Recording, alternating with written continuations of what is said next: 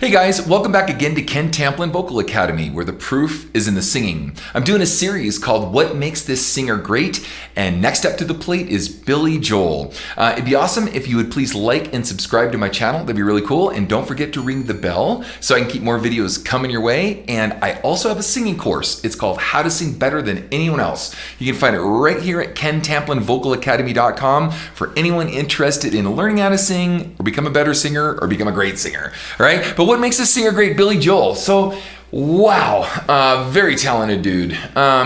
I know about his early struggles. In fact, where the song Piano Man came from was him taking on a pseudonym, and playing in LA just to make ends meet, trying to make it as a piano, bar piano guy into the big stage. So that's certainly one thing. He definitely has come a long way. I think of him as an East Coast guy, of course, very East Coast guy, and kind of celebrates that and kind of plays into it a bit. I think of his storytelling, of course. What an incredible songwriter, incredible lyricist, incredible storyteller, and his ability to communicate that. It's one thing to just be able to write a song. It's another thing to write that song and really intrigue you and suck you into the story. So that's absolutely Billy Joel. I know I've said that about a few other artists, but very, very unique. I oftentimes say, where did he get his influences? Because he's got so many diverse influences and of course we think of him as a piano player, so singer, songwriter, piano player. So he's not just a singer, songwriter, because that implies that the mechanics of his singing isn't all maybe that great, but he actually is. It is really great. His note choices and things are really interesting. So I wonder, kind of where his influences came from. Great pitch. He's a very articulated vocalist. So more like on the theater side, where he wants you to understand every single word. We Didn't Start the Fire. All these different songs. He really wants you to understand what his lyrics are saying, which is interesting. I know he's inspired a lot of people, and his music is timeless and legendary, of course. And then, let's think about some of the songs. Longest Time, Piano Man, which we just talked about. We Didn't Start the Fire, which we just said. New York State of Mind. You May Be Right. Honesty. Big Shot. She Has a Way About Her. She's Always a Woman. Just incredible repertoire of music. And then we're going to take on one of the two of the songs here. I haven't seen these, so we're just going to fire this up here, take a listen, make some comments along the way. So this is She's Got Away. Here we go. It says live in Philly, 1998. She's got a way about her. I'm drawn in immediately, right? I don't know what it is, but I know that I can't live without her. She's got a way of pleasing. Very down-to-earthy performer guy. I don't know if that's his personal life, but I know that he puts that out there. Beautiful little inversions. She's got a smile that heals me. I don't know why it is. Now, I find it interesting. A lot of these performers that had to start out with such meager means and just, from a meager starting point, they have this ability to just make you feel like you're right in the room with them. And I've said this about other artists too, but it's really true. They just are so winsome and engaging and intimate and warm. And when you just kind of hear him, you just feel like, it's Uncle Billy coming over to play piano on Christmas or something, right in front of the fireplace. Don't you sort of get that feeling? It's not this, how you doing out there, right, Los Angeles? I don't get that at all. I get this, wow, that's cool. Have a glass of wine or a cocktail. I don't drink anymore, but you have this sort of, just bring him in, just have a good time. Everyone's sitting around the campfire. But I have to laugh when she reveals me. Great lyrics. And she's got a way of talking. I don't know why it is, but it lifts me up when we are walking anywhere.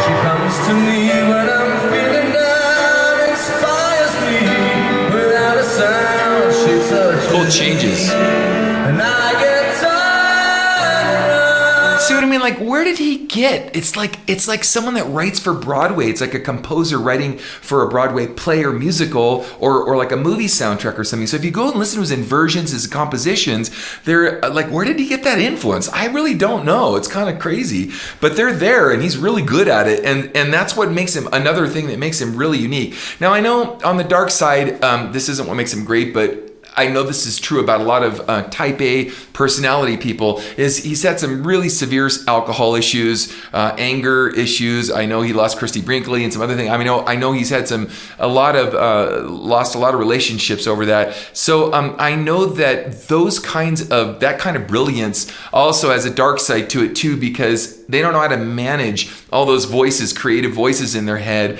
And so they take it on other people. They can't handle it themselves and so forth. So I know he's struggling, and I know he's overcome this a bunch of times. I don't know where he is right now personally, but there is another side to this, for this genius also has to be dealt with, and how we can reconcile that in the real world and in everyday living. So you're actually watching the embodiment of that genius play out on one hand on the stage, and then we don't really see behind the scenes of that, how that affects everyday personal life also. She's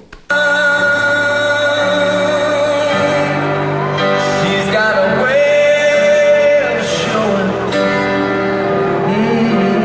how I make her feel, and I find strength to keep on. He can just sit there by himself in front of a giant audience.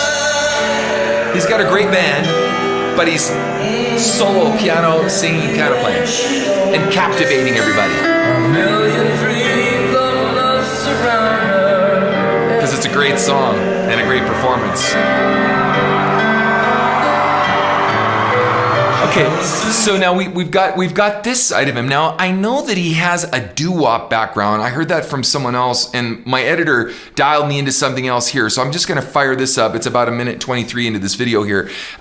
He does some really funny dialogue or monologue at the front and cracks some jokes and whatnot. So you see his personality come out in this video. I'm not going to show that right now. I just want to get to the music part. Well, sure, why not? This is what makes him great. I'm going to go ahead and fire it up. So this is actually the funny Billy Joel that is not just, by the way, I've said this in other videos, not to be redundant, but it's not just his singing or his songwriting that makes him great. It's his personality. That's what people bring, their personalities into their singing, into their songwriting, into their showmanship, into their entertaining. So let's check this out here. I haven't seen this. I just was told that it exists. So let's see. Oh, I know what we're gonna do now. We're gonna do a song. This is the longest time, by the way. Acapella style singing song. Doing a song acapella. Now we got to be pretty good at this. I was supposed to be in school at the time, and yeah, right. You know what I mean? So we used to hang out. It kind of sounds like Rocky Balboa. You know what I mean? You know what I'm saying? And we would like sing like songs. I will give you an example. Okay. Andrew Dice Clay. I'll give you a little piece of something we used to do. And I'll do something. Give me an F. Come here. You worry about, see the drummer here? His wife's having a baby right now. See? What are you doing there then? What is he doing here? See? Right? Exactly. This is for me. This is for the diapers. That's what this is for. Yeah, exactly, for the diapers. No, it's any minute, so... See his down-to-earthness? Oh, wow, man, like Woodstock, Like Woodstock. Well, we had a baby born. It's a nation. All right, here with that. Anyway, give me that. Okay. I haven't seen this. What's your name? What's your name? Is it Mary or Sue? What's your name? What's your name? Do I stand a chance with you? It's so hard to find a personality with charms like yours for me. See, doo-wop. Barbershop. Little pitchy there. That was cool. Do the end. Just do the end. What's your name? Very improvisational. What's your name?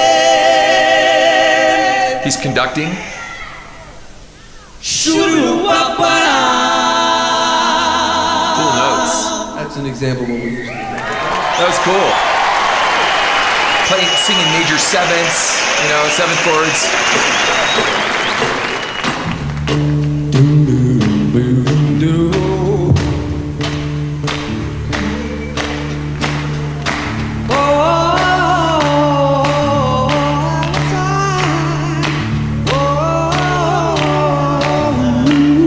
I wonder how much the Jersey Boys influenced him early on, right? People.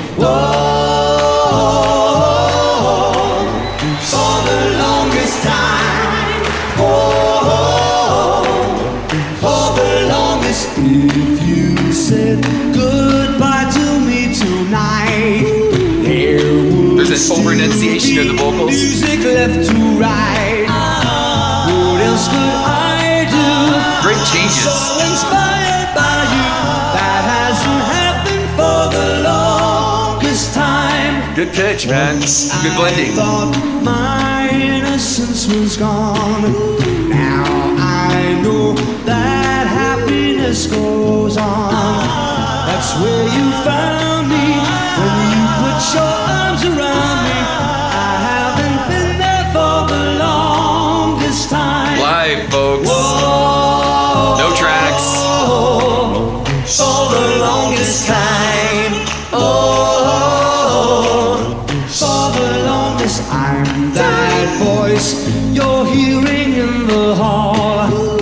And the great. Now, I want to point some really interesting little side note about the time that Billy Joel grew up, okay? And we can hear the whole song or whatever. But way back when I grew up, and I think he's older than me, I'm 56. Believe it or not, in schools, we had something called band, and it wasn't all bad. Like, there were good band teachers. In fact, we'd have bands that, it was called band competitions, kind of like a lot of the sporting events, I've sort of taken over that in schools, but where we'd have competitions, national band competitions, straight up. You'd learn to read music in school, you'd learn to play multiple instruments in school, you got to pick your instrument. If you didn't like it, you could move on to another instrument. You had choir, you had all these different things. So you learned about, a spectrum of music, a whole different, wall of spectrum of music.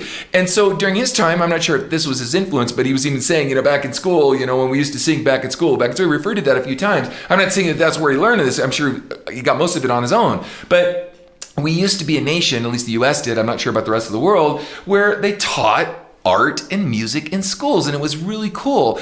And it kept a lot of kids off the street too. I mean, right? So you got to learn drums, you got to learn maybe a wind instrument or trumpet or bass or guitar or whatever it was. And then, and some of it was hokey and some of it was like kind of weird standards and stuff, but you learned, the whole spectrum of music, or a lot of the spectrum of music, especially if you had a good band leader, band master. And so I see that in this kind of coming out. I wanted to kind of mention that as just like a little in passing side note en passant. But you guys tell me, what do you think of when you think of Billy Joel? What makes him great? What songs did I miss that you love? Have you seen a concert of his that just wowed you? Please put that in the comments section. And I'm doing most of this by request. So this was a definite request. And I'm trying to get to these as many as I can. And whatever videos I can find also, because they're kind of hard to find, or we're not allowed to use a lot of stuff. So I can only use what I can get that I think is worthy. So with that said, definitely check out my next video.